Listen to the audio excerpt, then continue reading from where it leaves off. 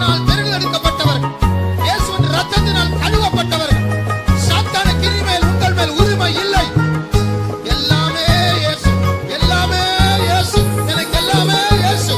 தேவனுடைய பரிசுத்த நாமம் மகிமைப்படுவதாக. Glory be to the holy name of the Lord. परमेश्वर के पवित्र नाम की महिमा हो। இன்றைக்கு நம்முடைய தியானத்துக்காக ரெண்டு வசனங்களை வாசிப்போமாக. For our meditation this evening shall we read 2 verses. आज रात हमारे मनन के लिए हम 2 वचनों को पढ़ेंगे। முதலாவது லேவியராகமம் 25ஆம் அதிகாரம் 18ஆம் வசனம். Firstly, Leviticus 25 verse 18. पहला लेवियावस्था 25वें अध्याय का 18वां वचन। என் நியாயங்களை கைக்கொண்டு அவைகளின்படி நடக்க கடவீர்கள், அப்பொழுது தேசத்திலே சுகமாய் குடியிருப்பீர்கள். इसीलिए तुम मेरी विधियों को मानना और मेरे नियमों पर समझ बूझ कर चलना, क्योंकि ऐसा करने से तुम उस देश में निडर बसे रहोगे। அடுத்த வசனம் 3 யோவான் 2ஆம் வசனம். The next verse, 3 John verse 2. 3 यूहन्ना उसका दूसरा वचन। हे प्रिय, मेरी यह प्रार्थना है कि जैसा तू आत्मिक उन्नति कर रहा है, वैसे ही तू सब बातों में उन्नति करे और भला चंगा रहे। பிரியமானவனே, உன் ஆத்மா வாழ்கிறது போல நீ எல்லாவற்றிலும் வாழ்ந்து சுகமாய் இருக்கும்படி வேண்டுகிறேன். பிரியமானவனே, உன் ஆத்மா வாழ்கிறது போல எல்லாவற்றிலேயும் வாழ்ந்து நீ சுகமாய் இருக்க வேண்டும்.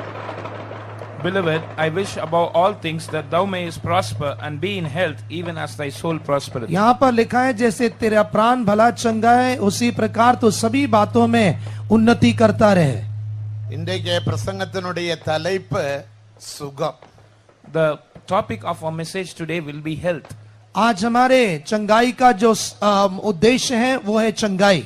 ஆவிக்குரிய நிலைமையிலும் சரீரத்தின்படியும் நாம் சுகமாயிருக்க வேண்டும் என்பது நமது நித்திய தேவனுடைய நித்திய வாஞ்சை. It is the eternal purpose of our eternal God that we might be in good health and prosper both spiritually and physically. हमारे अनंत परमेश्वर का अनंत उद्देश्य यही है कि हम अपने आत्मा और प्राण में भले चंगे हों। இப்போது ஒரு சாட்சி நீங்கள் கேட்டீர்கள். Just now you heard a testimony. अभी आपने गवाही सुना। ஒன்றுமில்லாமல் ஜீவிக்க வழி இல்லாமல் மிகவும் பாடுபட்ட வேதனைப்பட்ட ஒரு சகோதரனுடைய சாட்சி. A poor brother who had no occupation, he was suffering a lot in the early stages of his life. एक गरीब भाई जिसे अपने जीवन का निर्वाह करने के लिए कुछ भी ना होने के कारण कई प्रकार के कष्टों में से गुजर कर गया। அவர் இயேசுவையும் அவர் கல்வாரியில் சிந்தின இரத்தத்தையும் நம்பி வந்தபடியினால் இப்போது அவர் மிகவும் ஆசீர்வாதமாக காணப்படுகிறார். He is now found in a very blessed state because he came believing on the Lord Jesus Christ and the blood that he shed on the cross of Calvary. यीशु पर और उसके द्वारा क्रूस पर बहाए गए खून पर विश्वास कर आने के कारण आज वे एक धन्य जीवन व्यतीत कर रहे हैं। நாம் வறுமையில் இருப்பதும் தரித்திரனாக இருப்பதும் தேவ சித்தம் இல்லை. It is not the will of God that we remain poor and in poverty. हम अपने जीवन में दरिद्रता में या गरीबी में रहना परमेश्वर का उद्देश्य नहीं है। அப்படி இருந்தால் முதலாம் மனுஷனாகிய ஆதாம் வறுமையில் காணப்பட வேண்டும். If that be so, Adam the first man would have been found in poverty. यदि ऐसा होता तो प्रथम मनुष्य आदम दरिद्रता में ही दिखाई देता। ஆதாமனுடைய சரீரத்துக்கும் அவனுடைய ஆத்மாவுக்கும் தேவையான யாவற்றையும் தேவன் செய்த பிறகுதான் ஆதாமே உண்டாக்கினார். God created Adam only after having created everything that was needed for his body and soul.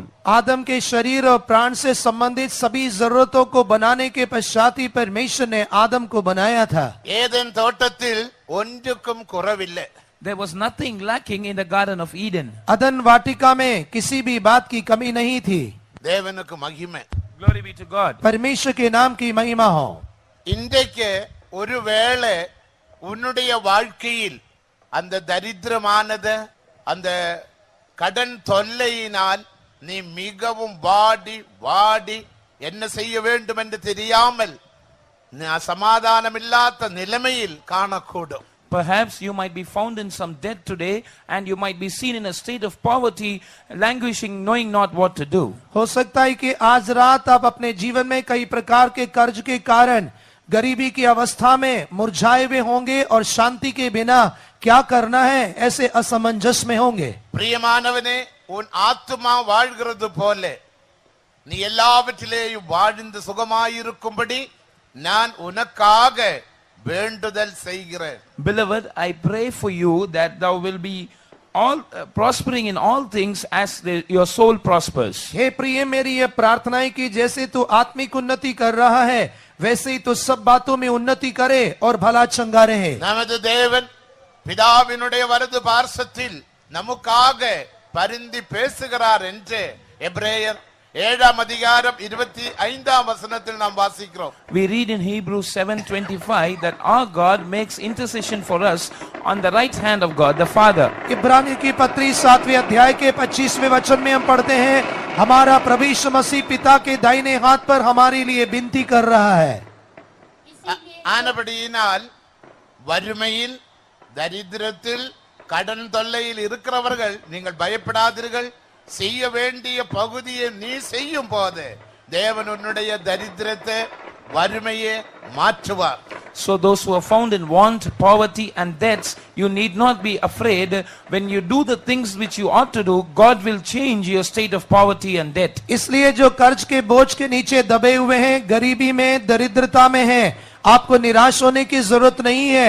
आपके जीवन में जब आप कुछ कर्तव्यों को पूरा करेंगे, परमेश्वर आपके जीवन में सब कुछ करेगा। அதே வேளையில் மறுபகுதியை பார்க்கும் போது நம்முடைய பூர்ணத்துவத்துக்காக மனவாட்டியாகும்படி, நித்திய மணாளனுடைய நித்திய மனவாட்டியாகும்படி பலவிதமான கஷ்டங்கள், துன்பங்கள், துயரங்கள் நமக்கு வரும்.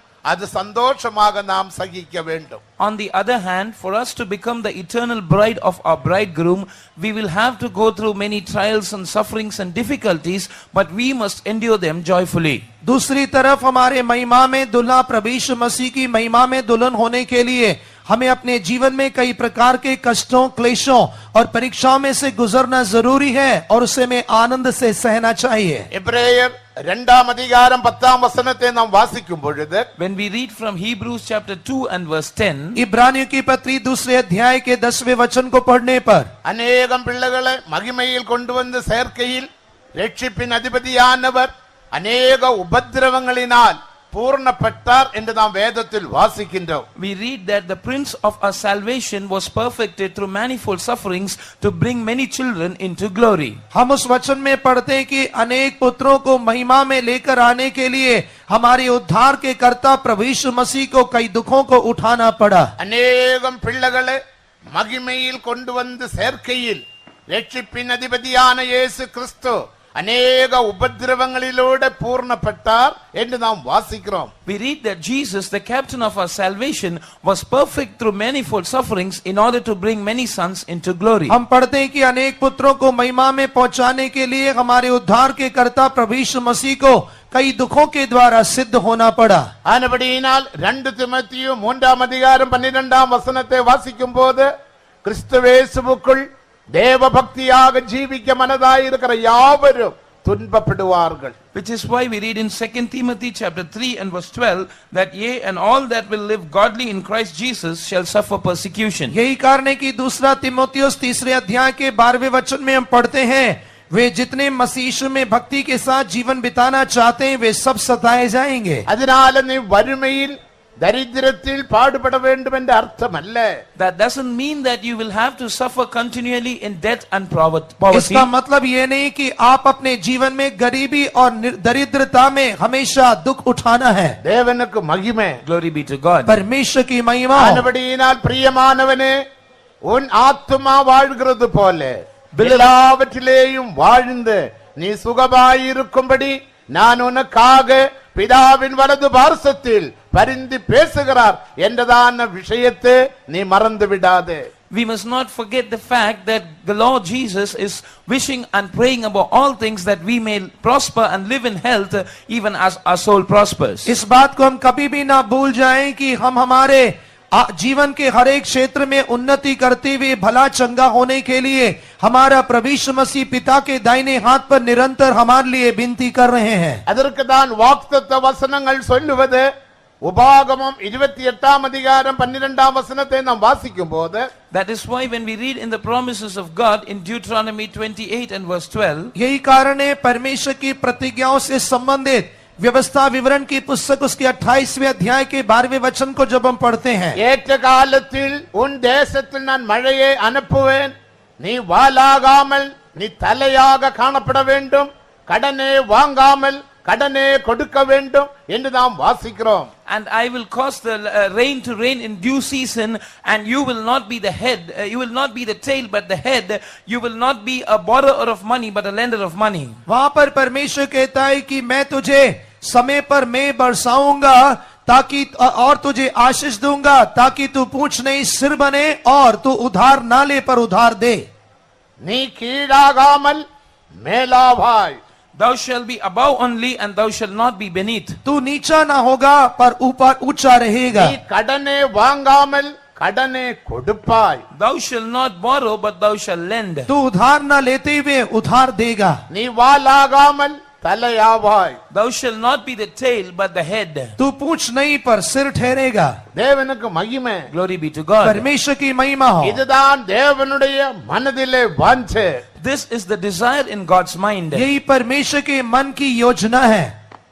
அதற்காக நாம் என்ன செய்ய வேண்டும்? What should we do for that? उसके लिए हमें क्या करना है?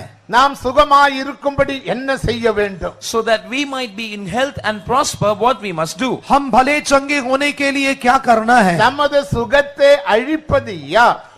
Who is the person who destroys our health? हमारे आरोग्य को कौन नष्ट करता है? உன்னுடைய குடும்பத்தில் வறுமையை கொண்டு வருகிறது யார்? Who is the person who brings poverty in your house? आपके परिवार में गरीबी को कौन लेकर आता है? உன்னுடைய பிசினஸுக்கு விரோதமாக கிரியை செய்கிற வல்லமை என்ன?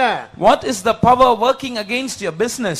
आपके व्यवसाय के विरोध में काम करने वाली शक्ति क्या है? அநேக வசனங்கள் உண்டு, ஒன்றே ரெண்டு வசனத்தை மட்டும் நான் சொல்லுகிறேன். There are many verses to quote, but I will quote only a couple of them. इनसे संबंधित अनेक वचने पर एक दो वचन में आपके सामने रख रहा हूं। முதலாவது எசேயா முதலாம் அதிகாரம் 3ஆம் வசனத்தில் இருந்து 6ஆம் வசனம் வரை வாசிக்கும் போது, Firstly, when we read from Isaiah chapter 1 verses 3 till 6, सबसे पहले यशायाह की पुस्तक उसके 3रे अध्याय के 3रे वचन से लेकर 6वें वचनों तक जब हम पढ़ते हैं, 5 6 வாசியுங்கள்.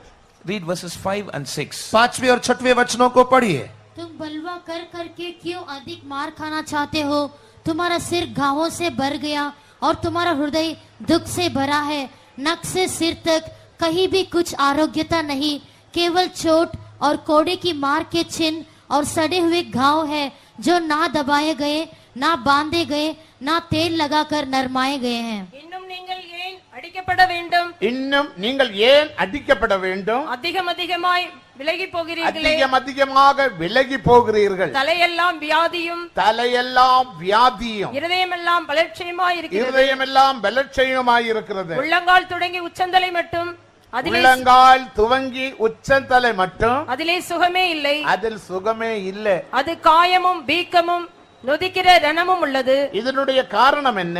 What is the reason for this? इनके कारण क्या है? உண்மையான தேவனை நீ அறியாமல் இருக்கிறாய். You are not knowing the true God. क्योंकि आप सत्य परमेश्वर से अनजान हैं। 3ஆம் வசனத்தை வாசிக்கும் பொழுது, When we read verse 3, माफ कीजिए, पहले अध्याय के 3रे वचन को जब हम पढ़ते हैं, மாடுதான் எஜமானனையும் the ox knoweth its owner, बैल तो अपने मालिकों கழுததான் ஆண்டவன் முன்னணியையும் அறியும். and the ass his master's crib. और गधा अपने स्वामी की चरणी को पहचानता இஸ்ரவேலோ है। அறிவில்லாமலும் என் ஜனம் உணர்வில்லாமலும் இருக்கிறது என்றார்.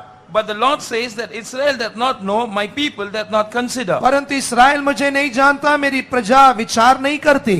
உண்மையான தேவனை அறியாமல் நீ காணப்பட்ட அந்த தேவனுக்கு விரோதமாக பாவங்கள் செய்கிறபடியினால், அநியாயங்கள் செய்கிறபடியினால், அநீதி செய்கிறபடியினால், தேவனுடைய வழியை விட்டு விலகி பின்மாற்றத்தில் இருக்கிறபடியினால் இவ்விதமான சாபங்கள், கடன்கள், வறுமைகள், தரித்திரம் உன்னை வந்து ஆளுக செய்கிறது. These powers of death and poverty and sickness and various curses are having rule over you because you do not know the true God, but you have gone back from him and you are continuing in your iniquities and injustice and sins. सच्चे परमेश्वर से अनजान रहते हुए, पाप, अधर्म, अन्याय करते हुए आत्मिक जीवन में पीछे हटने के कारण ही आपके जीवन में गरीबी और दरिद्रता प्रवेश करती है. மேலும் 38ஆம் சங்கீதம் 3ஆம் வசனத்தில் இருந்த 8ஆம் வசனம் முடிய வாசிக்கும் பொழுது, Further, when we read from Psalm 38 verses 3 till 8, भजन संहिता 38 के 3रे वचन से लेकर 8वें वचनों तक जब हम पढ़ते हैं, வாசி. तेरे क्रोध के कारण मेरे शरीर में कुछ भी आरोग्यता नहीं और मेरे पाप के कारण मेरी हड्डियों में कुछ भी चैन नहीं, क्योंकि मेरे अधर्म के कामों में मेरा सिर डूब गया और वे भारी बोझ की नाई मेरे सहने से बाहर हो गए हैं. मेरी मूढ़ता के कारण से मेरे कोड़े काने के घाव बसाते हैं और सड़ गए हैं. मैं बहुत दुखी हूँ और झुक गया हूँ. दिन भर मैं शोक का पहरावा पहने हुए चलता फिरता हूँ, क्योंकि मेरी कमर में जलन है और मेरे शरीर में आरोग्यता नहीं. मैं निर्बल और बहुत ही चूर हो गया हूँ. मैं अपने मन की घबराहट से कराता हूँ.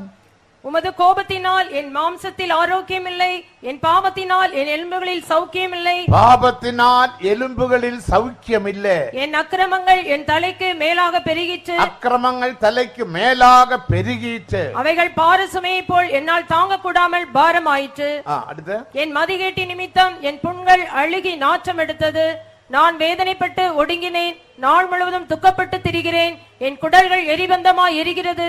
என் மாம்சத்தில் ஆரோக்கியம் இல்லை. என் மாம்சத்தில் ஆரோக்கியம் இல்லை. நான் பலனற்று போய் மிகவும் நொறுக்கப்பட்டேன். என் இருதயத்தின் கொந்தளிப்பினால் கதறுகிறேன். ஆண்டவரே, என் ஏக்கங்கள் எல்லாம் உமக்கு முன்பாக இருக்கிறது.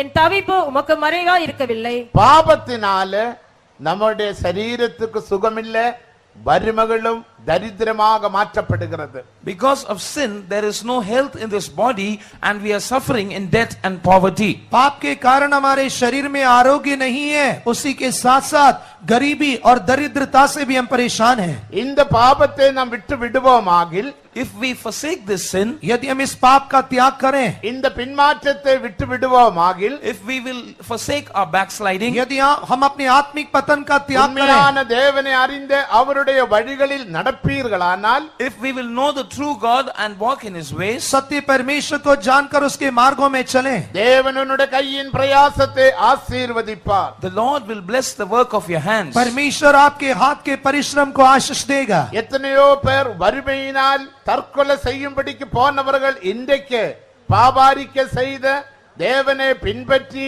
தேவனுடைய வழியில் நடக்கிறபடியினால் கோடீஸ்வரர்களாக காணப்படுகிறார்கள். So many people who contemplated suicide in the past because of their poverty, today they are living as millionaires because they turned to the Lord and hearkened to his voice and walked in his ways. ऐसे कितने लोग हैं जो अपने जीवन की गरीबी और दरिद्रता के कारण अतीत में आत्महत्या करने का प्रयास किया, पर परमेश्वर पर विश्वास कर उसके मार्गों में चलने के कारण वर्तमान में वे करोड़पति होकर दिखाई दे रहे हैं. எனக்கு இப்படி நடந்து விட்டதே, இப்படி ஆயிட்டே என்று நீ கவலைப்பட வேண்டிய அவசியம் இல்லை. There is no need for you to be worried about what has happened to you in the past. आप अपने जीवन में ये कहकर निराश और परेशान होने की जरूरत नहीं है कि मेरे अतीत में क्या हो गया है. உன்னுடைய எல்லா கடன் தொல்லைகளை தேவன் மாற்றுவார். God will definitely overturn all your debt. परमेश्वर आपके सारे कर्ज के बोझ को दूर करेगा. உன்னுடைய பிரயாசங்களை தேவன் ஆசீர்வதிப்பார். God will bless all your labor. परमेश्वर आपके परिश्रम को आशीष देगा. தேவன் அவன் செய்வதெல்லாம் வாய்க்கும். All that he does shall prosper. जो कुछ वह करेगा वह सफल होगा. தேவன் உன்னை ஆசீர்வதிப்பார், என்னை ஆசீர்வதிப்பார் என்ற நம்பிக்கையும் விசுவாசம் உடையவர்கள் இரு கரங்களையும் உயர்த்தி 3 அல்லேலூயா சொல்லுங்கள். Those who have the belief that God will bless me, God will bless us, lift up both the hands and shout 3 hallelujahs. जिन लोगों को यह विश्वास है कि परमेश्वर मुझे और आपको आशीष देगा, वे लोग अपने दोनों हाथों को उठाते हुए 3 हालेलुया कहेंगे. Hallelujah, hallelujah, hallelujah. பாவம் என்னால் என்ன? पाप क्या? What is sin? पाप क्या है? சில விசுவாசிகள் சொல்லுவார்கள், நான் பாவம் செய்கிறதில்லை, நான் குடிக்கிறதில்லை, நான் சிகரெட் பிடிக்கிறதில்லை, நான் விபச்சார பாவம் செய்கிறதில்லை, நான் ஒரு பாவம் செய்கிறதில்லை, ஆனா என்னுடைய கையின் பிரயாசம் ஆசீர்வதிக்கப்படுகிறதில்லை. காரணம் என்ன? Some believers question like this: I do not commit any sin. I do not smoke. I do not drink. I do not commit adultery. I do not indulge in any sinful ways. But still, the work of my hands is not blessed. What is the reason? कुछ विश्वासी लोग कहते हैं, मैं धूम्रपान नहीं करता, मैं शराब का सेवन नहीं करता, मैं व्यभिचार नहीं करता, ऐसे कोई भी पाप नहीं करता, फिर भी मेरे परिश्रम में कोई आशीष क्यों नहीं है? மறுபடியும் நான் சொல்லுகிறேன், நீ ஆசீர்வதிக்கப்பட்டவனாக கடனை வாங்காமல் நீ கடனை கொடுக்கிறவனாக காணப்பட வேண்டும். I repeat that you must be seen as a blessed person, not as a borrower but as a lender. मैं दोबारा दोहरा रहा हूं, आप आशीषित होकर उधार देना चाहिए, उधार लेना नहीं है. பாவம் என்று சொன்னால் அர்த்தம் என்ன? What does it mean by sin? पाप का अर्थ क्या है? யாக்கோபு 4 அதிகாரம் 17 வசனத்தை வாசிக்கும் பொழுது, When we read James chapter 4 and verse 17, याकूब 4 अध्याय के 17वें वचन को जब हम पढ़ते हैं, நன்மை செய்வான் அறிந்தும் செய்யாமல் இருப்பதே பாவம் என்று நாம் வாசிக்கிறோம். if a man knows to do good and does not do it, it is sin. भला करना जानते हुए भी भला ना करना पाप है.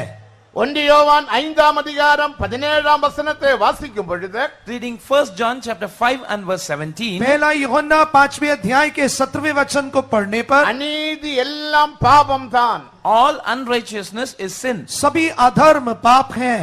1 யோவான் 3 அதிகாரம் 4 வசனத்தை வாசிக்கும் போது, Reading 1 John chapter 3 and verse 4, पहला यूहन्ना 3 अध्याय के 4 वचन में, நியாயப்பிரமாணத்தை மீறுவதே பாவம். transgressing the law is sin. व्यवस्था का उल्लंघन पाप है. நீதிமொழிகள் 9 அதிகாரம் 24 அதிகாரம் 9 வசனத்தை வாசிக்கும் பொழுது, Reading Proverbs chapter 24 and verse 9, नीति वचन 24वें अध्याय के 9वें वचन को पढ़ने पर, தீய நோக்கம் பாவம் தான். evil intention is sin. बुरी दृष्टि पाप है. செய்ய வேண்டியது செய்யாமல் இருப்பதும் செய்யக்கூடாதது நீ செய்வதுமே பாவம் என்று விளங்கிக் கொள்ளுங்கள். You must understand that abstaining from doing what we have to do and doing that which we must abstain from is sin. जो हमें नहीं करना चाहिए उन्हें करना, और जो हमें करना चाहिए उन्हें ना करना, ये पाप कहलाता है. இந்த பாவத்தினாலே ஒரு பழைய மனிதன் உனக்குள்ளே உருவாகி விட்டான். Because of this sin, an old man has been formed in you. इस पाप के कारण एक पुराना मनुष्य आप में पैदा हुआ है, அவனுடைய பேருதான் மாம்சம். His name is flesh. और उसका नाम है शरीर या स्वार्थ. அவன் உனக்கு நன்மை செய்ய மாட்டான். He will not do any good to you. वो कभी भी आपके लिए भलाई नहीं करेगा. பிசாசானவன் உனக்குள் வரமாட்டான். The devil will not come into you. शैतान आपके अंदर नहीं आएगा, ஆனால் பிசாசனுடைய ஏஜென்ட் உனக்குள்ளே இருந்து கிரியை செய்யும். But the devil's agent will be in you and work from you. पर शैतान के दलाल आपके अंदर रहकर काम करेंगे. அவன் எப்படி கிரியை செய்வான்? How does he operate? वो कैसे काम करेगा? எபேசியர் 4 அதிகாரம் 22 வசனத்தை வாசிக்கும் பொழுது, Reading Ephesians chapter 4 and verse 22, इफिसियों 4 अध्याय के 22वें वचन में, முந்தின நடக்கக்கூடிய மாம்ச இச்சைகளால் கெட்டு போகிற பழைய மனுஷனை நீ தரித்து கொண்டிருக்கிறாய். you have put on the former conversation concerning the old man. अपने प्राचीन चाल चलन रूपी पुराने मनुष्यत्व को तो अभी भी पहने हुए है. இச்சைகளால் கெட்டு போகிற பழைய மனிதன். This old man who is corrupt according to the deceitful lusts. अभिलाषाओं के कारण मलिन हुआ पुराना मनुष्य. 3 விதத்தில் இந்த மாம்சம் இந்த பாவம் உனக்குள்ள கிரியை செய்கிறது. This flesh or sin operates in you in 3 ways. ये शरीर या पाप 3 प्रकार से आपके जीवन में क्रिया करते हैं. ஒன்று இச்சையின் வழியாக, Firstly, through the lusts. पहला अभिलाषाओं से, இரண்டாவது ஆசையின் வழியாக, Secondly, through the desires. दूसरा इच्छा या आग्रह से, மூன்றாவது மோகத்தின் வழியாக. Thirdly, through the affections. तीसरा मन के मोह से. ஆனபடினால்தான் யாக்கோபு 1 அதிகாரம் 14 வசனத்தை வாசிக்கும் பொழுது, That is why when we read James chapter 1 and verse 14, यही कारण है याकूब पहले अध्याय के 14वें वचन में, தன் சுய இச்சையினால் இழுக்கப்பட்டு சோதிக்கப்பட்டு வஞ்சிக்கப்படுகிறார். every man is tempted when he is drawn away of his own lust and enticed. हर एक मनुष्य अपनी अभिलाषा से खिंचकर फंसकर परीक्षा में पड़ता है. பின்பு இச்சையானது பாவம் கர்ப்பம் தரித்து பாவத்தை உருவாக்கும். Then when lust has conceived, it bringeth forth sin. फिर अभिलाषा गर्भवती होकर पाप को जनती है. இப்போது இந்த வாட்சை பார்த்த வேளையில் When you consider this watch, जब हम इस घड़ी को देखते हैं, ஓ ரொம்ப நல்லா இருக்கு. this is very good. ये बहुत अच्छा है. உன்னுடைய வீட்டில் ஏகப்பட்ட வாட்ச் உண்டு. You have a lot of watches in your house. आपके घर में पहले से कई घड़ी हैं. வாட்ச் வைக்கிறதுக்கு உனக்கு இடம் இல்ல. There is no room to keep your clocks and watches. अभी घड़ियां रखने के लिए ஆனால் जगह இந்த नहीं है. வாட்ச் பார்த்த வேளையில் But when you have a look at this watch, और जब आप इस घड़ी को देखते हैं, உனக்கு ஒரு ஆசை வந்து விட்டது. you have a desire. आपके अंदर एक आग्रह उत्पन्न हुआ. இதுவேல் உனக்கு ஒரு மோகம் வந்து விட்டது. You have set your affection upon this. उसके प्रति एक मोह उत्पन्न हुआ. அந்த ஆசைக்கு கீழ்ப்படிந்த இச்சைக்கு கீழ்ப்படிந்த இந்த வாட்சை நீ வாங்கினால் அதுவே பெரிய பாவம். If you will purchase this watch being subject to that lust and desire and affection, that is considered a sin. उस मोह और अभिलाषा के अधीन रहकर यदि आप इस घड़ी को खरीद लेते हैं, वही पाप कहलाता है. நீ ஆசைக்கு வீடு வாங்கினால் அதுவே பாவம். To satiate your desire, if you buy a house, that is a sin. आप अपने आग्रह को पूरा करने के लिए घर लेते हैं, वह நீ पाप है. ஆசைக்கு கீழ்ப்படிந்து கார் வாங்கினால் அதுவே பாவம். If you subject yourself to your desire and buy a car, that is a sin. यदि आप अपने मोह के अधीन होकर एक कार खरीदते हैं, वो पाप அதனால है. தான் உன்னுடைய வாழ்க்கையில் கடனும் பலவீனமும் பெருகி வருகின்றன. That is why weaknesses and debts are on the increase in your life. यही कारण है आपके जीवन में कर्ज और शरीर में आरोग्य की कमी बढ़ रही है. தேவனுக்கு மகிமை. Glory be to God. परमेश्वर की महिमा हो. இந்த ஆசையை நாம் மரிக்க வேண்டும். ஆசைக்கு நாம் மரிக்க வேண்டும். We must die to this desire. इस मोह या आग्रह के लिए हमें मरना चाहिए. நியாயப்பிரமாணத்தை மீறுவதே பாவம். Transgressing the law is sin. व्यवस्था का उल्लंघन ही पाप है. நியாயப்பிரமாணம் என்ன? What is the law? व्यवस्था क्या है? அந்நியரும் பிரதேசிகளுமாக உன்னை எண்ணிக்கொண்டு மாம்சத்துக்கு கீழ்ப்படியாமல் மாம்சத்தை ஜெயித்து நீ ஜீவிக்க வேண்டும். You must consider yourself to be a stranger and a sojourner. You must not be subject to the flesh, but indeed you must subdue the flesh and live. आप अपने आप को एक परदेशी और मुसाफिर जानते हुए अपने शरीर की अभिलाषाओं के अधीन होने की बजाय उन पर प्रबल होना चाहिए. முதலாம் பேதுரு 2ஆம் அதிகாரம் 11ஆம் வசனத்தில் வாசிக்கிறோம். We read that in 1 Peter chapter 2 and verse 11. पहला पत्रस दूसरे अध्याय के 11वें वचन में हम पढ़ते हैं. அருமையான தேவ ஜனமே, Beloved people of प्रिय God, परमेश्वर के लोगों, நீ ஆசைக்கு கீழ்ப்படிந்து ஏதாவது வாங்கி இருக்கிறதா? have you obeyed your lust and have you purchased anything? क्या आप अभिलाषा के अधीन होकर कुछ खरीदे हैं? தேவன் உனக்கு 2 வீலர் தந்திருக்கிறார். God has given you a two-wheeler. परमेश्वर ने आपको 2 पहिया वाहन दिया है. இனி ஒருத்தன் 2 வீலர் வாங்கின போது When you see another person buying a two-wheeler, जब आपने दूसरे व्यक्ति को 2 पहिया वाहन लेकर देखा, நானும் ஒன்று வாங்கினால் என்ன?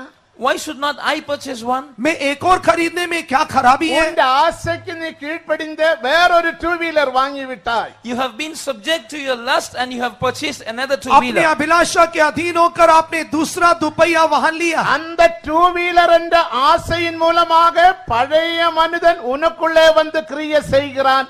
ஆசை உனக்குள்ளே அடிமையாக்கி விடுகிறான். Because you had a desire upon that two-wheeler, the old man comes to work in you and that lust, it captivates you. वह 2 पहिए की अभिलाषा के कारण वह पुराना मनुष्य आपके अंदर काम करता है और वह अभिलाषा आपके ऊपर प्रबल होने लगता है. பின்பு இச்சையானது கர்ப்பம் தரித்து Then when lust has conceived, और उसके पश्चात अभिलाषा गर्भवती होकर, துவக்கத்தில் ஒரு சின்ன விஷயமாயிருக்கலாம். at the beginning it would be a small matter. शुरुआत एक छोटा हो सकता है. ஒரு சின்ன டவலாயிருக்கலாம். It might be a small towel. वह एक छोटा सा रुमाल हो सकता है. ஆனா நீ இந்த ஆசைக்கு வாங்கி இருந்தால் But if you had purchased it out of lust, पर यदि आप इसे अभिलाषा के कारण खरीदते हैं, இந்த டவல் மூலமாக through this towel, इस रुमाल के द्वारा அந்த ஆசை இச்சை உனக்குள்ளே வாசம் பண்ணுகிறது. the lust or desire dwells within you. वह मोह और अभिलाषा आपके अंदर वास करती है. அந்த இச்சையானது வளர்ந்து வளர்ந்து வளர்ந்து உன்னை முற்றிலும் அழித்து விடுகிறது. The lust grows and keeps growing and in the end it destroys you completely. वह अभिलाषा बढ़ बढ़कर आपको बर्बाद कर देती है. இப்படியே நீ நியாயப்பிரமாணத்தை மீறி கொண்டிருக்கிறாய். In this manner, you are transgressing the law. इस प्रकार आप व्यवस्था का उल्लंघन कर रहे हैं। இவ்விதமாக உன்னுடைய வாழ்க்கையில் கடனுக்கு மேல் கடன், கடனுக்கு மேல் கடன், வட்டிக்கு மேல் வட்டி, வட்டிக்கு மேல் வட்டி வந்து உன்னை முழுக்கி விடுகிறது. In this manner, you go from debt to debt, you borrow money, and the usury keeps on increasing, and you are submerged in it. इस प्रकार आप उधार ले लेकर कर्ज के ऊपर कर्ज बढ़ता जाता है, ब्याज के ऊपर ब्याज बढ़ता जाता है, और आप इसके बोझ के तले आ जाते हैं। தேவனுக்கு மகிமை. Glory be to God. परमेश्वर की महिमा हो। இதனால தான் உன்னுடைய வாழ்க்கையில் வறுமையும் தரித்திரமும் முன்னேற்றமில்லாத நிலைமையிலும் நீ காணப்படுகிறது. This is the reason why you are found in poverty, in debt,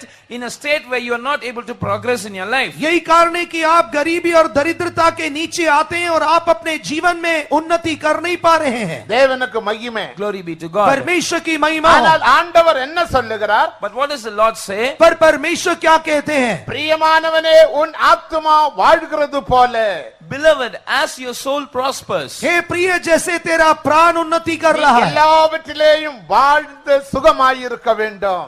I wish that you will prosper above all things and be in health. तू हर एक बात में उन्नति कर और भला चंगा रहे, ये मैं चाहता हूँ। ஆனபடியினால் இவ்விதமான பாவங்களுக்கு நாம் முதலாவது மனம் திரும்ப வேண்டியது அவசியம். So, firstly, it is essential that we repent from such sins. इसलिए सबसे पहले इन पापों के लिए हमें मन फिराना है। தேவனுக்கு மகிமை. Glory be to God. परमेश्वर की महिमा हो। ஆண்டவரே, இவ்விதமான ஆசைக்கு நான் கீழ்ப்படிந்தேன் என்று சொல்லி நீ மனம் திரும்பினால், So when you repent, confessing that, Lord, I was subject to such lust, यदि आप यह कहकर मन फिराते कि प्रभु में इन अभिलाषाओं के अधीन हो தேவன் உன் गया, பாவங்களை மன்னித்து உன்னை ஆசீர்வதிப்பார். God will forgive your sins and will bless you. परमेश्वर आपके पापों को क्षमा कर कर आशीष देगा। தேவனுக்கு மகிமை. Glory be to God. परमेश्वर की महिमा। ஆனபடியினால் வறுமையில் இருப்பது தேவ சித்தம் இல்லை. So it is not the will of God that we be in poverty. दरिद्रता में रहना परमेश्वर की मर्जी नहीं है। அதனால தான் லேவியாகமம் 25:18 என்ன வாசித்தோம்? That is why what did we read in Leviticus 25 and verse 18? Levy अवस्था 25 के 18 में हमने क्या पढ़ा है? நீ கட்டளைகளுக்கு கீழ்ப்படிந்தால் உன்னுடைய தேசத்தில் மழையை அனுப்புவேன்.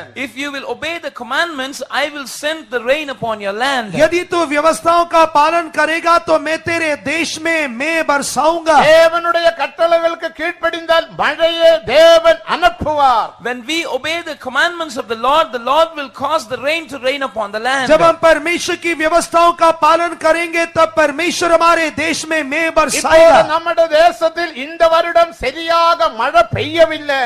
In our country this year there has been a shortfall in rain. इस वर्ष हमारे देश में पर्याप्त मात्रा में वर्षा नहीं हुई। இந்தியாவில எந்த ஸ்டேட்டில டேமுகளிலும் தண்ணி நிரம்பவில்லை. In India, in no state have the dams been full. Bharat के किसी भी राज्य के डैम में पानी भरा नहीं है। தேவனுக்கு மகிமை. Glory be to God. परमेश्वर की महिमा हो। அப்படியானால் அடுத்த வருடத்தில் வேனல் காலத்தில் மிகவும் வறட்சி உண்டாகக்கூடும். If this be the situation next year during the summer, there might be heavy drought. यदि ऐसा होगा तो अगले वर्ष गर्मी के समय में सूखा पड़ सकता है। ஏன் மழை பெய்கிறது இல்ல? Why it does not rain? वर्षा क्यों नहीं हो रही है? 1 ராஜாக்கள் 8ஆம் அதிகாரம் 35-36 வசனங்களை வாசிக்கும் போது, When we read 1 Kings chapter 8 verses 35 and 36, पहला राजा 8वें अध्याय के 35वें 36वें वचनों को पढ़ने पर, உமது ஜனங்கள் பாவம் செய்கிற வேளையில் நீ வானத்தை அடைத்து மழை பெய்யாமல் இருக்கும் போது யாராவது பாவங்களை அறிக்கை பண்ணி இந்த ஆலயத்துக்கு நேராக பாவ அறிக்கை செய்வீரானால் நீர் அவருடைய பாவங்களை மன்னித்து அவர்கள் தங்கி இருக்கும் தேசத்தில் மழையை அனுப்புவீர்களாக.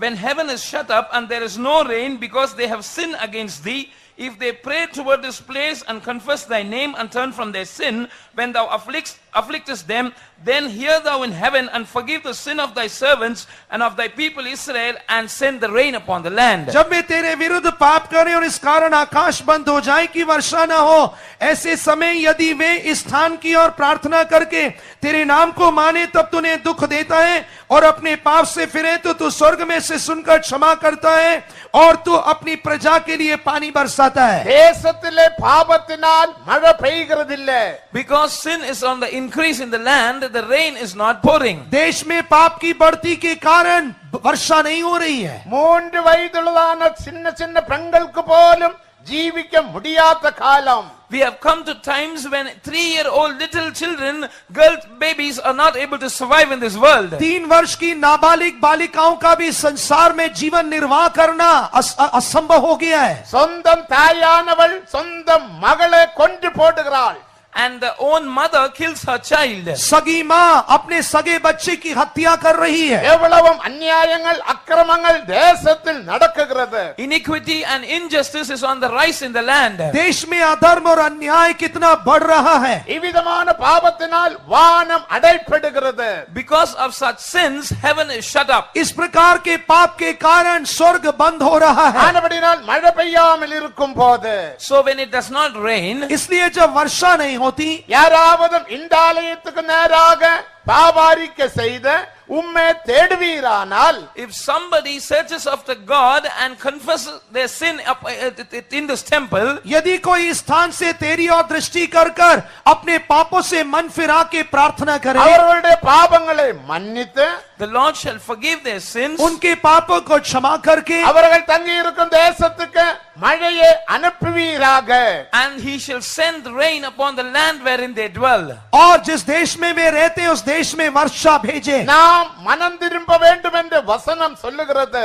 The word of God tells us that we must repent. पवित्र शास्त्र कहती है कि हमें मन फिराना चाहिए. 2 நாளாகமம் 7 அதிகாரம் 14 வசனத்தை வாசிக்கும் போது, When we read from 2 Chronicles chapter 7 and verse 14, दूसरा इतिहास 7वें अध्याय के 14वें वचन में, என் நாமம் தரிக்கப்பட்ட என் ஜனங்கள் my people called by my name, मेरी प्रजा जो मेरे नाम से कहलाई जाती है, தங்களுடைய பாவங்களுக்காக மனஸ்தாபப்பட்டு பாவரிக்க செய்து என் முகத்தை தேடினால், if they shall humble themselves, repent of their sins and search my face, यदि वे दीनों का प्रार्थना करें और मेरे दर्शन के खोजी हों, அவருடைய பாவங்களை நான் மன்னித்து I shall forgive their sins, मैं उनके पापों को क्षमा करूंगा அவருடைய தேசத்துக்கு க்ஷேமத்தை வருத்துவேன். and I will heal their land. और मैं उनके देश को भला चंगा कर दूंगा. நாம் மனம் திரும்ப வேண்டும். We must repent. हमें मन फिराना चाहिए. தேவ ஜனங்களும் ரட்சிக்கப்படாதவர்களும் மனம் திரும்ப வேண்டும் என்று தேவன் சொல்லுகிறார். The Lord commands the people of God and the unsaved people to repent. परमेश्वर के लोग और उद्धार ना पाए वे लोग मन फिराने के लिए परमेश्वर आज्ञा देता है. தேவ ஜனங்கள் பரிசுத்தமாக ஜீவிக்கும் போது நமது தேசம் ஆசீர்வதிக்கப்படும். When the people of God lead a holy life, our land will be blessed. जब परमेश्वर की प्रजा एक पवित्र जीवन व्यतीत करेंगे तब हमारा देश आशीषमय होगा. நான் உங்கள் பாவங்களை மன்னித்து தேசத்துக்கு க்ஷேமத்தை வருத்துவேன். I will forgive your sins and I will heal the land. मैं तुम्हारे पापों को क्षमा कर कर देश को ज्यों का त्यों कर दूंगा. அதுதான் லேவியாகமம் 25:18 என்ன வாசித்தோம்? That is what we read in Leviticus chapter 25 and verse 18. इसलिए हमने लेवियावस्था 25 के 18 में क्या पढ़ा है? கட்டளைகளுக்கு கீழ்ப்படிவீரானால், If you shall obey the commandments, यदि व्यवस्थाओं का पालन करोगे தேசத்துக்கு மழையை அனுப்புவேன். I will send the rain upon the मैं land. देश में मैं बरसाऊंगा. கட்டளைகளுக்கு கீழ்ப்படிய வேண்டும். We must obey the commandments. हमें व्यवस्थाओं का पालन करना है. புதிய ஏற்பாட்டிலும் தேவன் நமக்கு பல கட்டளைகளை தந்திருக்கிறார். Even in the New Testament times, the Lord has given us several commandments. नए नियम में भी परमेश्वर ने हमें कई व्यवस्थाएं दिए हैं. முதலாவது கட்டளை, The first commandment, पहली व्यवस्था அப்போஸ்தல நடவடிக்கைகள் 17 அதிகாரம் 30 வசனத்தை வாசிக்கும் போது, when we read Acts of the Apostles chapter 17 verse 30, प्रेरितों के काम 17वें अध्याय के 30वें वचन में, வாசிங்க. इसीलिए परमेश्वर अज्ञानता के समयों से आनाकानी करके अब हर जगह सब मनुष्यों को मन फिराने की आज्ञा देता है. அறியாமை உள்ள காலங்களில் தேவன் காணாதவர் போல் இருந்தார். இப்பொழுதோ மனம் திரும்ப வேண்டும் என்று இப்போது மனம் திரும்ப வேண்டும் என்று எங்குமுள்ள மனுஷர் எல்லாரும் எங்குமுள்ள மனுஷனுக்கு தேவன் கட்டளை இடுகிறார். now God commands all man everywhere to repent. अब हर जगह सब मनुष्यों को मन फिराने की परमेश्वर आज्ञा देता है. அறியாமையின் காலங்களில் தேவன் காணாமல் போல் இருப்பார். The times of this ignorance God winks at. अज्ञानता के समयों पर परमेश्वर ध्यान नहीं देता. ஆனால் இப்பொழுது But now, पर अब எல்லா மக்களும் மனம் திரும்ப வேண்டும் என்று தேவன் கட்டளையிட்டார். God commands all man everywhere to repent. हर मनुष्य मन फिराने के लिए परमेश्वर आज्ञा देता है। மனுஷனுக்கு வந்த நிலைமை என்ன? What was the state of man? मनुष्य की अवस्था क्या है? ரோமர் 3ஆம் அதிகாரம் 23ஆம் வசனத்தின்படி According to Romans chapter 3 and verse 23. Romeo 3 अध्याय के 23वें वचन के अनुसार எல்லாரும் பாவம் செய்து தேவ மகிமையை அற்றவர்களானார்கள். All have sinned and come short of the glory of God. सबने पाप किया और परमेश्वर की महिमा रहित हो गए। நீதிமான் ஒருவனும் இல்ல. There is none righteous. धर्मी कोई नहीं है।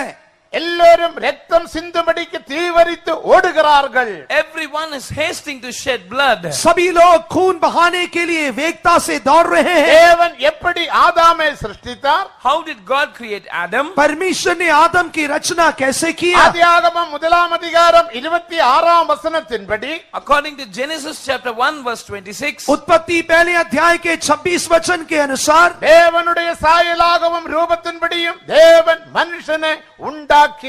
God made man in his own image and after his own likeness. परमेश्वर ने अपने ही स्वरूप और सादृश्य में मनुष्य को बनाया। தேவனை போல மனுஷனை உண்டாக்கினார். Man was created just like God. मनुष्य परमेश्वर के समान बनाया गया। அவனில் பாவம் இல்ல. There was no sin in him. मनुष्य में पाप नहीं था। ஆதாமுக்குள் பாவம் இல்ல. In Adam there was no sin. आदम में कोई पाप नहीं அப்போது था। ஆதாம் பாவம் செய்யவில்லை. At that time Adam had not committed sin. उस समय आदम ने पाप नहीं அவனுக்கு किया। பாவம் என்ன என்பது தெரியாது. He was completely ignorant of what was sin. आदम पाप से अनजान था।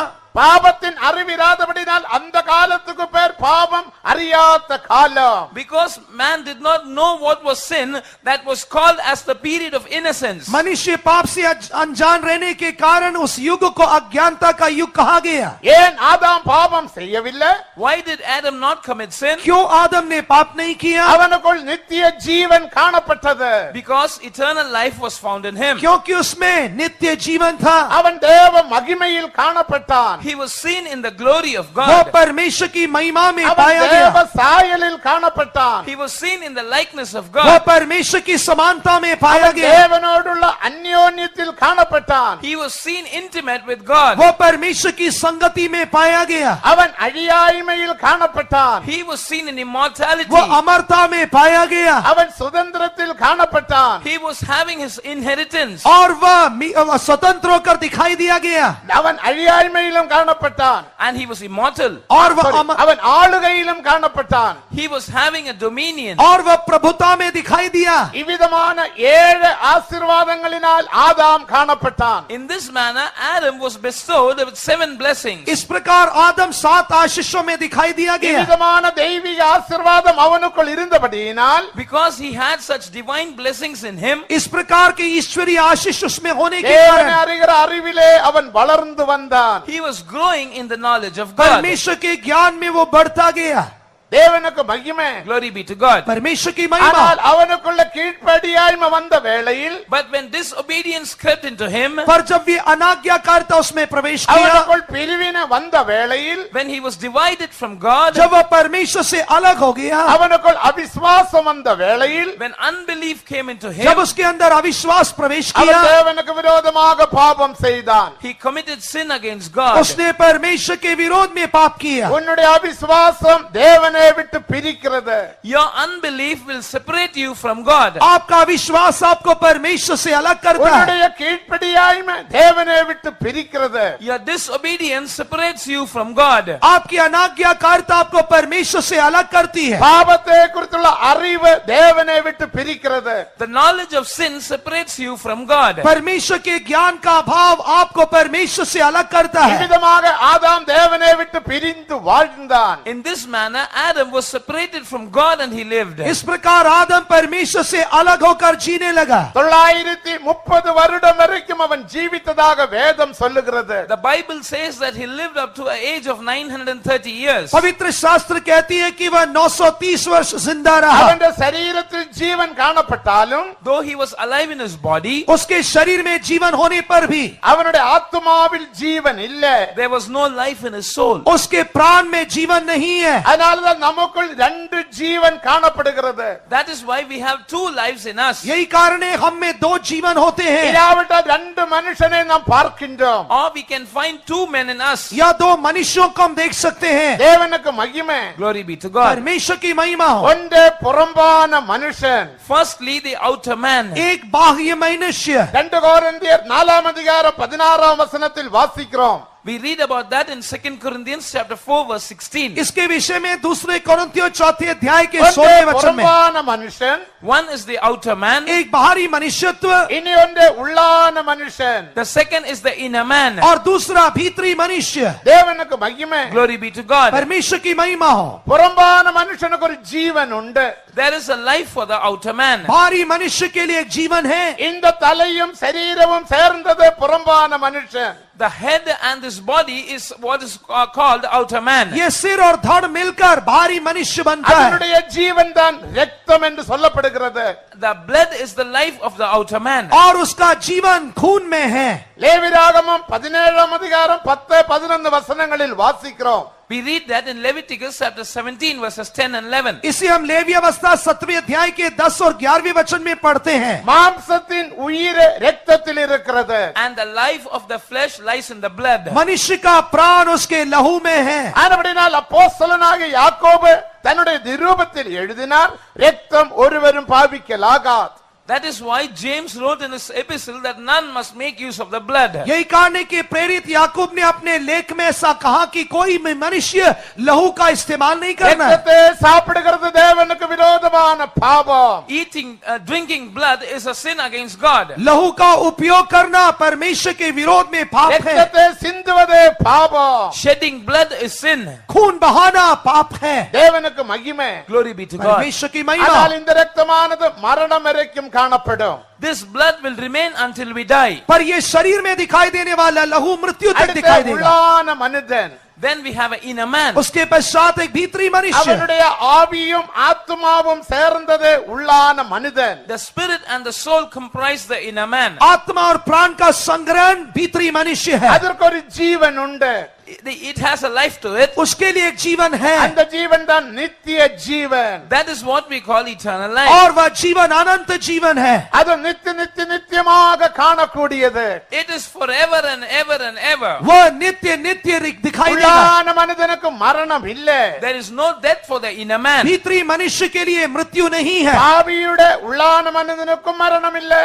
நீதிமானுடைய உள்ளான மனிதனுக்கும் மரணம் இல்லை. There is no death to the inner man of a sinner as well as a saint. पापी और धर्मी दोनों के भीतरी मनुष्य के लिए मृत्यु नहीं है. அவன் நித்திய காலமாக காணக்கூடும்.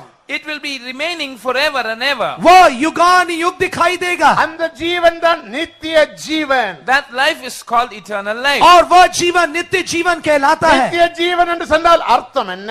What does it mean by eternal life? नित्य जीवन का अर्थ क्या है? யோவான் 17 அதிகாரம் 3 வசனத்தை வாசிக்கும் பொழுது Reading John's Gospel chapter 17 verse 3. यूहन्ना 17वें अध्याय के 3रे वचन को पढ़ने पर மெய் தேவனாகிய உம்மையும் நீர் அனுப்பின இயேசு கிறிஸ்துவையும் அறிவது நித்திய ஜீவன். This is life eternal, that they might know thee, the only true God, and Jesus Christ whom thou hast sent. अनंत जीवन यही है कि एकमात्र सच्चे परमेश्वर को और उसके द्वारा भेजे गए प्रभु यीशु मसीह को जानना. நித்திய ஜீவன் என்பது ஒரு அறிவு. Eternal life is a knowledge. नित्य जीवन एक ज्ञान है. ஆனபடியினால்தான் நீதிமொழிகள் 9 அதிகாரம் 10 வசனத்தை வாசிக்கும் பொழுது Which is why we read in Proverbs chapter 9 verse 10. यही कारण है नीति वचन 9वें अध्याय के 10वें वचन में பரிசுத்தரின் அறிவே அறிவு. The knowledge of the Holy One is wisdom. पवित्र ईश्वर का ज्ञान ही समझ है. இந்த அறிவில் தெய்வீக அறிவில் நாம் வளர வேண்டும். We are supposed to grow in this divine knowledge. हमें इस ईश्वरीय ज्ञान में बढ़ना है. இந்த தெய்வீக அறிவில் நீ வளராமல் இருப்பதே பாவம். If you do not grow in this divine knowledge, it is sin. इस ईश्वरीय ज्ञान में ना बढ़ना ही पाप है. இதை குறித்து பேதுரு சொல்லும் போது When St. Peter speaks about this, इसके संदर्भ में संत पत्रस कहते हैं 2 பேதுரு 3 அதிகாரம் 18 வசனத்தின்படி according to 2 Peter chapter 3 and verse 18, दूसरा पत्रस 3रे अध्याय के 18वें वचन के अनुसार கர்த்தராகிய இயேசு கிறிஸ்துவின் கிருபையிலும் அவரை அறிகிற அறிவிலும் வளருங்கள்.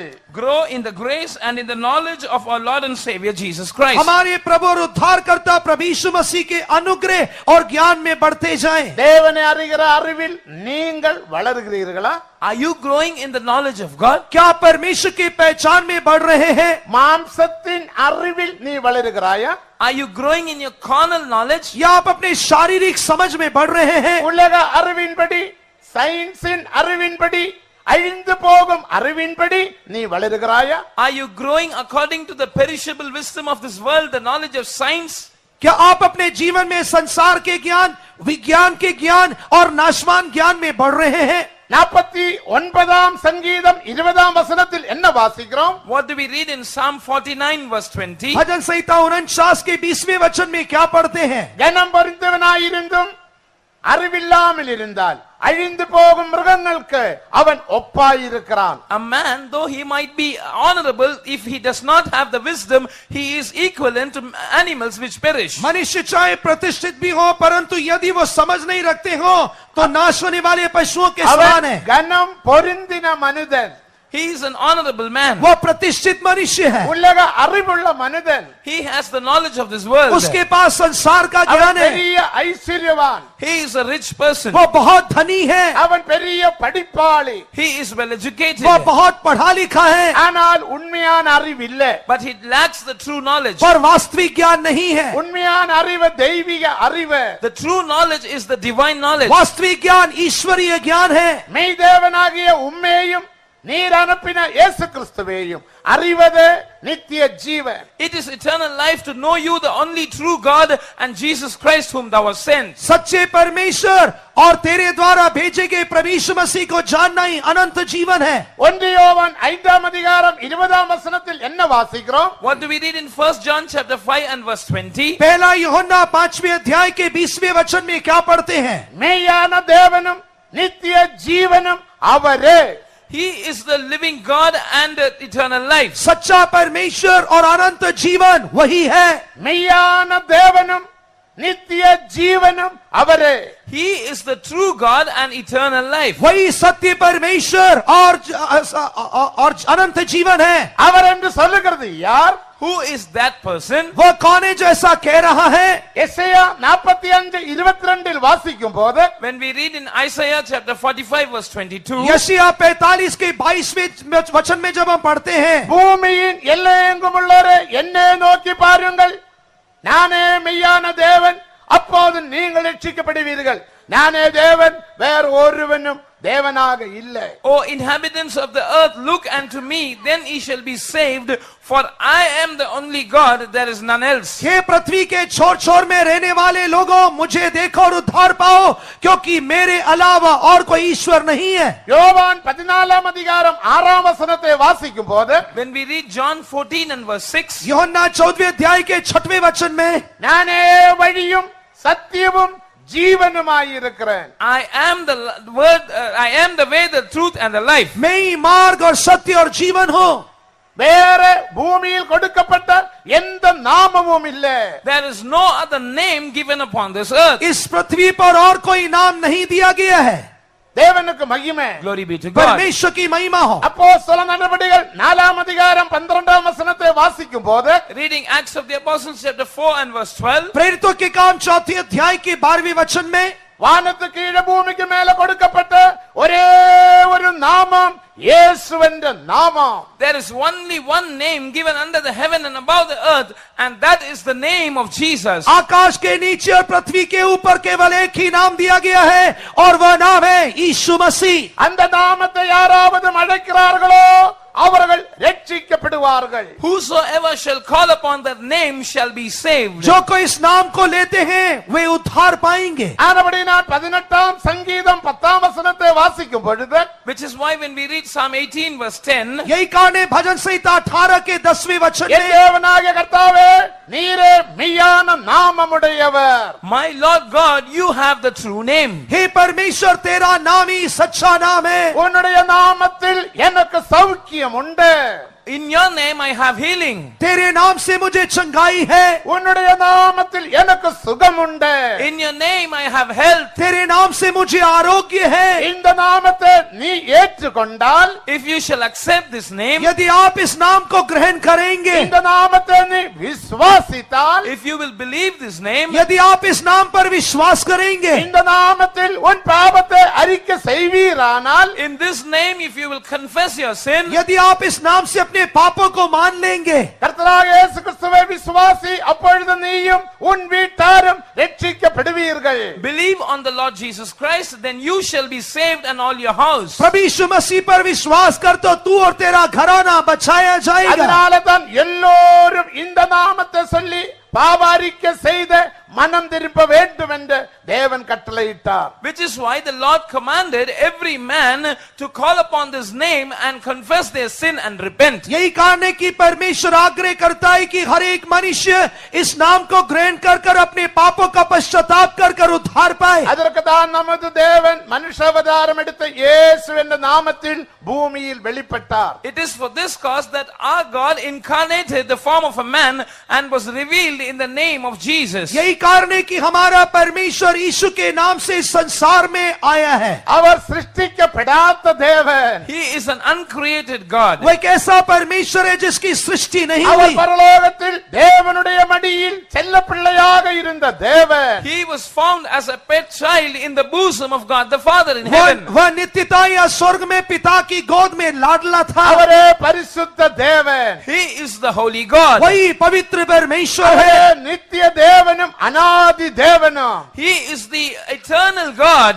वही अनादि और नित्य परमेश्वर है। அவருக்கு ஆதியும் இல்லை அந்தமும் இல்லை. He has no beginning nor end. उसकी कोई शुरुआत नहीं, कोई अंत नहीं है। நாம் சுகமாயிருக்கும்படியாக, For us to be in health, हम चंगे होने के लिए, மேன்மையான ரட்சிப்பை பெற்றுக்கொள்ளும்படியாக, for us to receive the excellent salvation, हम श्रेष्ठ उद्धार पाने के लिए அவர் கடைசி ஆதாமாக பூமியில் வெளிப்பட்டார். He was revealed as the last Adam upon this world. प्रभु यीशु मसीह संसार में अंतिम आदम அதே होकर आए। நமது பாவங்கள், சாபங்கள், வியாதிகள், நோய்கள் யாவற்றையும் சுமந்த வேத வாக்கியங்கள் நிறைவேறும்படியாக சிலுவையில் மரத்தில் அவர் தொங்கி மரித்தார், That ரத்தம் Jesus- சிந்தினார்.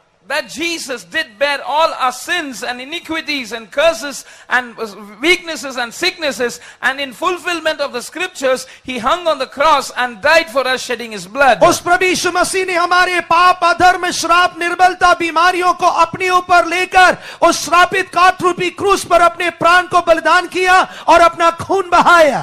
தேவனுக்கு மகிமை. Glory be to God. परमेश्वर की அவர் महिमा। நமக்காக ரத்தம் சிந்தினார். He shed his blood for us. उसने हमारे लिए अपना लहू बहाया। ரத்தத்தினால் நமது பாவங்களை முற்றிலுமாக அவர் சுத்திகரிக்கிறார். By his blood he cleanses us of all our sins. अपने खून से वे हमारे सारे पापों को धोकर शुद्ध करता है। தூரமாயிருந்த நம்மை ரத்தத்தின் மூலமாக சமீபமாக கொண்டு வருகின்றார். We who were far away from him, by his blood he draws us nigh unto हम himself. जो परमेश्वर से दूर थे, अपने ही लहू से वह हमें उसके समीप அவருடைய लाता है। ரத்தத்தினால் தேவனோடு நாம் ஒப்புரவாகுகிறோம். By his blood we are reconciled with God. उसके लहू से हम परमेश्वर से मेल करते हैं। அவருடைய ரத்தத்தினால் தெய்வீக சமாதானத்தை பெற்றுக்கொள்ளுகிறோம். By his blood we receive divine peace. उसके लहू से हम ईश्वरीय शांति पाते हैं। அவருடைய ரத்தத்தினால் மனசாட்சியிலும் சுத்திகரிப்பு பெறுகிறோம். By his blood we are cleansed even in our conscience. उसके लहू से हमारे विवेक में हम இயேசு शुद्धता पाते हैं। கிறிஸ்துவின் ரத்தம் விலையேறப்பட்ட ரத்தம். The blood of Jesus is precious. यीशु का लहू बहुमूल्य है। அது மாற்றமில்லாத ரத்தம். That is an unchanging blood. उस खून में कोई அது परिवर्तन नहीं। எல்லோரையும் சுத்திகரிக்கும் ரத்தம். That is a blood which purifies one and वो all. खून सबको शुद्ध करता அவருடைய है। ரத்தத்தில் பாவம் இல்லை.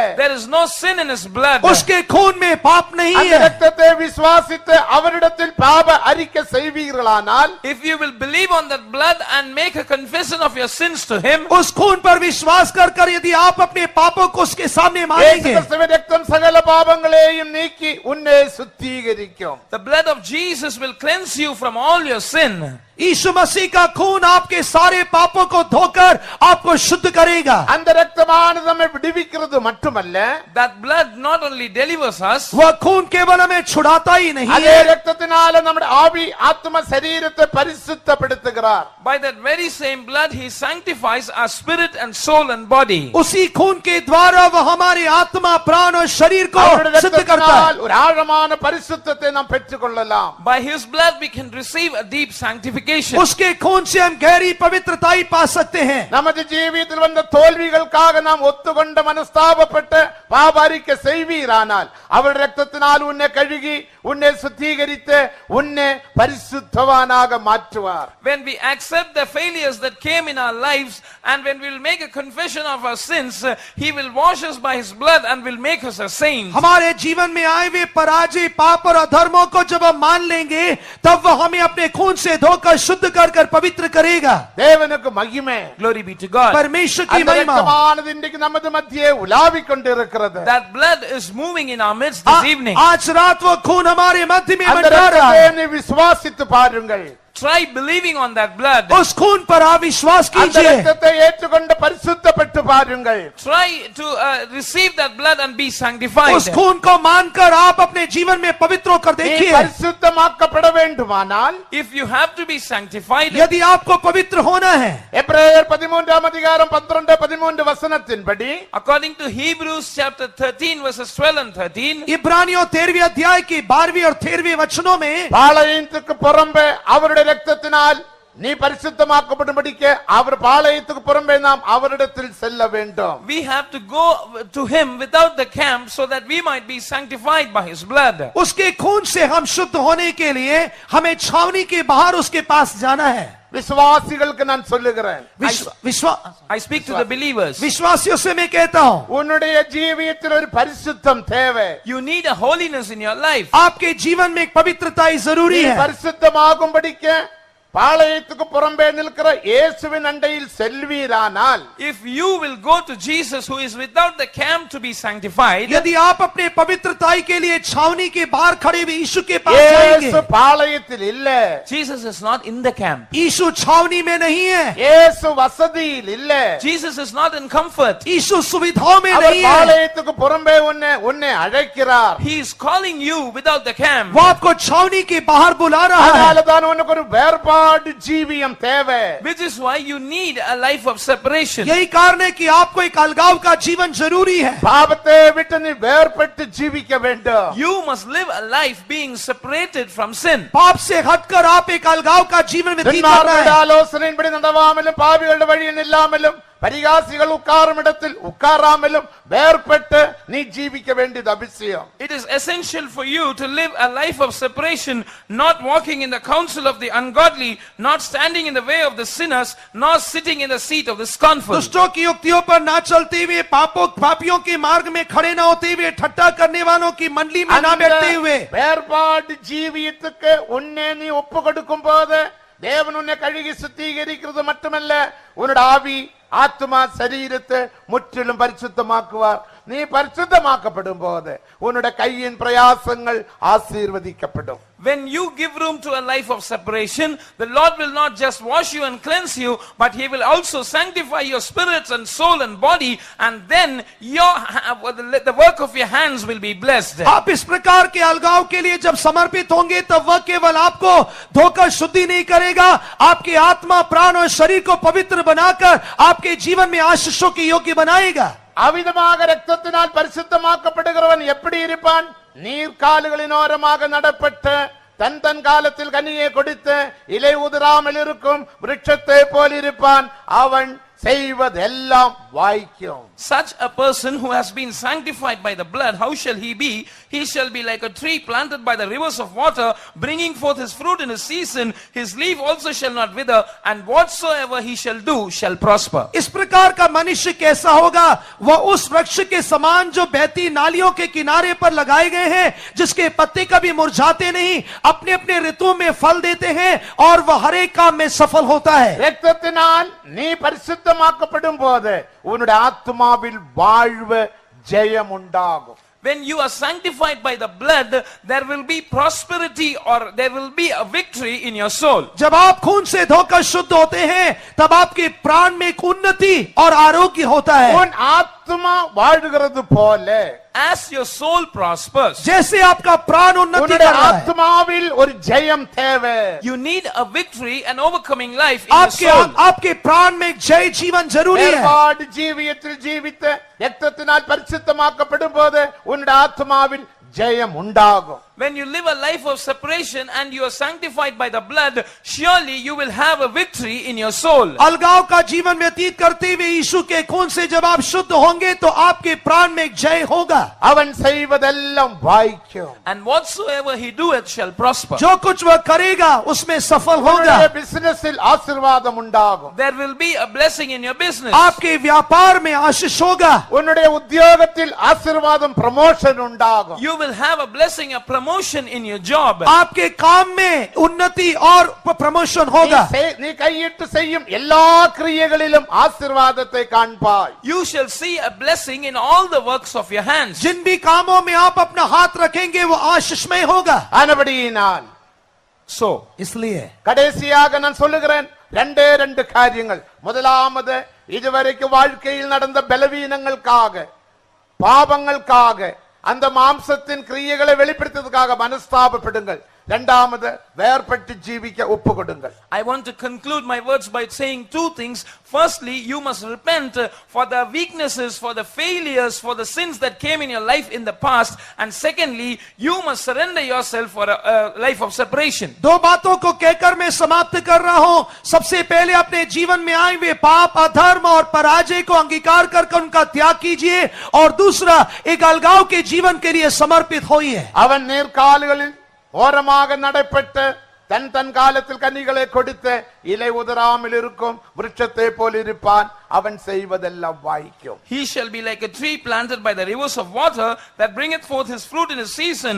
His leaf also shall not wither, and whatsoever he doeth shall prosper. वह बहती नालियों के किनारे पर लगाए गए वृक्ष के समान होगा जिसके पत्ते कभी मुरझाएंगे नहीं। अपने ऋतु में वो फल देगा। जो कुछ वह पुरुष करेगा वो सफल होगा। உள்ளான மனுஷனில் ஜெயம் உண்டாகும் போது உன்னுடைய கையின் பிரயாசங்கள் ஆசீர்வதிக்கப்படும். When you have a victory in your inner man, surely the works of your hand will be blessed. जब आपके भीतरी मनुष्य में जय होगा तब आपके हर काम में सफलता होगी। என்னுடைய கட்டளைகளுக்கு கீழ்ப்படிவீரானால் உன் தேசத்தில், உன் குடும்பத்தில், உன் வியாபாரத்தில், உன் உத்தியோகத்தில் மழை உண்டாகும். If you shall obey my commandments, there shall be rain in your land, in your job, in your family, in the work of your hands. आप अपने जीवन में इस प्रकार रहेंगे तब परमेश्वर आपको अपने कामों में, अपने व्यवसायों में, अपने पेशे में, अपने परिवार में, अपने देश में आशीष देगा। எத்தனை பேருக்கு முன்னேற்றம் உண்டாக வேண்டும் என்று வாஞ்சிக்கிறீர்கள்? அவர்கள் மட்டும் எழும்பி நில்லுங்கள். How many of you want a progress in your life? Those of you can stand up. जो लोग अपने जीवन में उन्नति चाहते हैं केवल वे लोग अपने स्थान पर खड़े हो जाइए।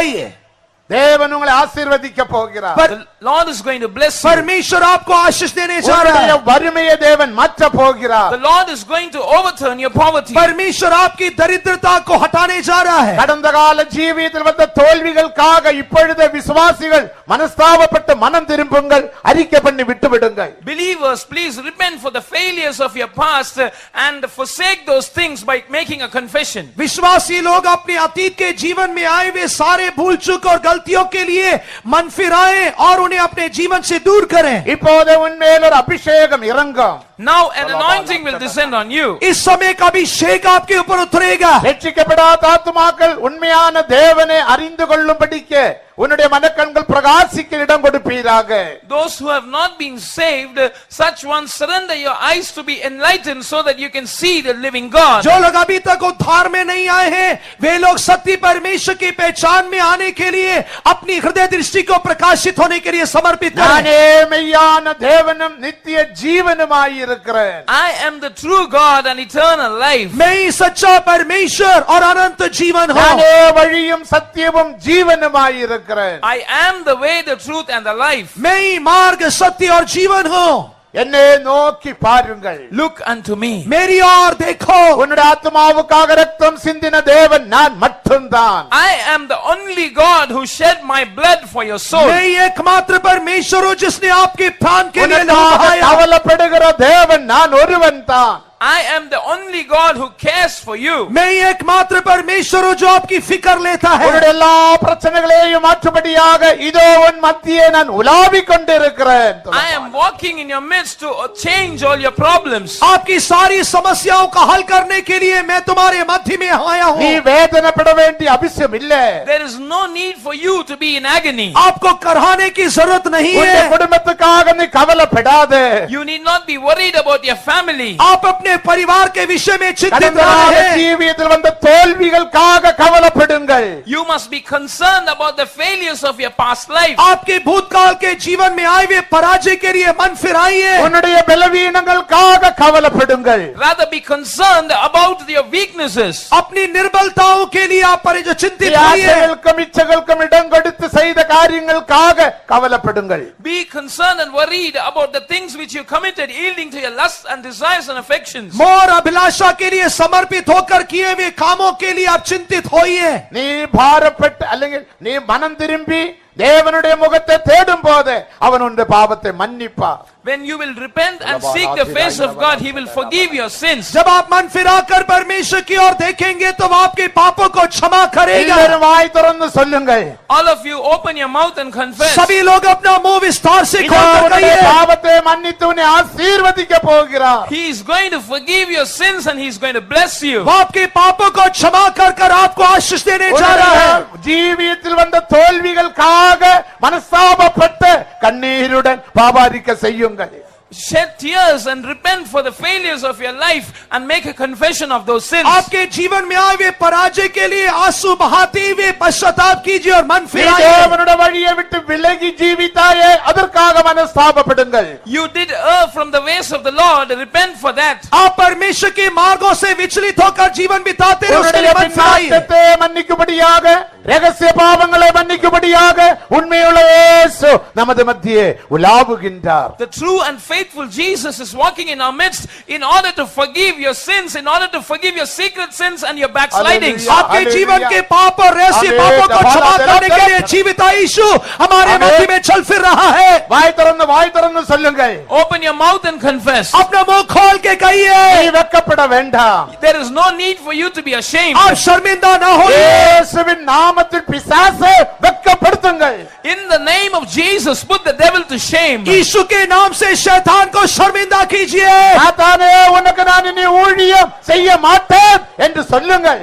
Declare to Satan that I shall serve you no more. शैतान से कहिए कि आगे से मैं तेरी सेवा नहीं உன் करूंगा. பாவத்தை மன்னிப்பது மட்டுமல்ல உன் வியாதியையும் குணமாக்குகிறார். Jesus not only forgives your sin, He will heal your Yeshu sickness. मसीह केवल आपके पाप को क्षमा करेगा, उतना ही नहीं आपके बीमारियों से நீ चंगाई देगा. வியாதியில் வேதனை பெற்றுக் கொண்டிருக்கிறாய். You are in pain because of your sickness. आप बीमारी के कारण कह रहे हैं. இதோ வியாதியை குணமாக்க போகிறார். Behold, He is going to heal that sickness. आपकी बीमारियों से चंगाई देने जा रहा है. அபிஷேகம் உன்மேல் இறங்கட்டும். Let an anointing fall on you. एक अभिषेक आपके ऊपर आने दे. அபிஷேகம் உன்மேல் இறங்கட்டும். Let an anointing come down on you. अभिषेक आपके ऊपर आने दे.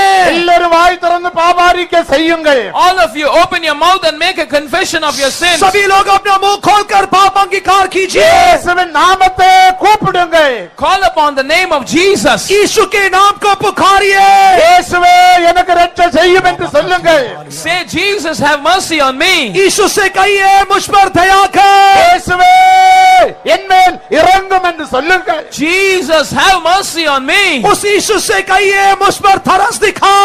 அவர் உன்னை நோக்கி பார்க்கிறார். Behold, He is looking down on वो आपको you. देख रहा है. இதோ அவர் உன்னை ரட்சிக்கும்படி நோக்கி பார்க்கிறார். He is looking upon you in order to save you. आपको बचाने के लिए वो आपको देख रहा है. அவருடைய இரு கரங்களையும் விரித்து நமது மத்தியே உலாவிக் கொண்டிருக்கிறார். He is walking in our midst, having stretched Lord, forth both His arms. अपने दोनों हाथों को फैलाए हुए हमारे मध्य में वो चल रहा है. இதோ உன்னுடைய பிரச்சனைகளுக்கு மாற்றம் வந்து கொண்டிருக்கிறது. A solution is coming for your problems. आपके समस्याओं में परिवर्तन आ रहा है. உன்னுடைய வேதனையை தேவன் மாற்றுகிறார். God is overturning your agony. आपके दर्द को दूर कर रहा है. நான் என்ன செய்வேன் எங்கு போவேன் என்றுதான் வேதனையுடன் தேவ சமூகத்தில் வந்தாய். You have come to the presence of God questioning, what shall I do, where shall I go?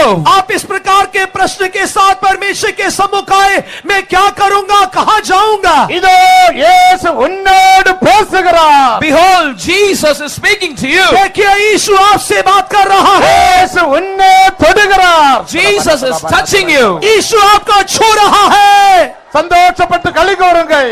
Rejoice and be glad. आनंदित और मगन हो जाइए. ஆவியில் நிரம்பி தேவனை துதியுங்கள். Be filled in the Spirit and praise God. आत्मा में भरकर परमेश्वर की तारीफ कीजिए. கை தட்டி ஆவியிலே நிரப்புங்கள். Clap your hands and be filled in the Spirit. अपने हाथों से थाली बजाकर आत्मा में आनंदित होते रहिए. வல்லமையின் அபிஷேகம் இறங்கட்டும். Let the powerful anointing come down. एक सामर्थ्य अभिषेक उतरने दे. தேவனுடைய அபிஷேகம் இறங்கட்டும். Let an anointing come down from God. परमेश्वर का अभिषेक उतरने दे. உன்னுடைய வறுமைகள் மாறட்டும். Let your poverty be changed. आपकी दरिद्रता दूर होने दे. உன்னுடைய கடன் தொல்லைகள் அகன்று போகட்டும். Let your debts flee away. आपके कर्ज के बोझ दूर होने दे. உன்னுடைய வேதனைகள் மாறட்டும். Let your pain and agony be changed. आपके दर्द दूर होने दे. உன்னுடைய பாவங்கள் தேவன் மன்னிப்பாராக. May the Lord forgive your sins. परमेश्वर आपके पापों को क्षमा நீ करे. பயப்பட வேண்டாம். There is no need for you to be afraid. आप भयभीत ना இதோ हो. இயேசு உன்னை தொடுகிறார். Jesus is touching you. यीशु आपको छू रहा இயேசு है. உன்னை தொடுகிறார். Jesus is touching you. यीशु आपको छू रहा है. ஜீவிக்கிற தேவன். He is a living वो God. जीवित परमेश्वर அவர் है. மரித்த தேவன் அல்ல, இதோ சதா காலங்களிலும் ஜீவனோடு இருக்கிறார். He is not a dead God, but He is one who is alive वो forevermore. मरा हुआ नहीं, पर सदा के लिए जीवित परमेश्वर है. அந்த இயேசு இப்போது உன்னை தொடுகிறார். That very same Jesus is touching you right वो now. यीशु इसी समय आपको छू रहे அந்த हैं. இயேசுவை நோக்கி பாருங்கள். Look unto that Jesus. उस यीशु को देखिए.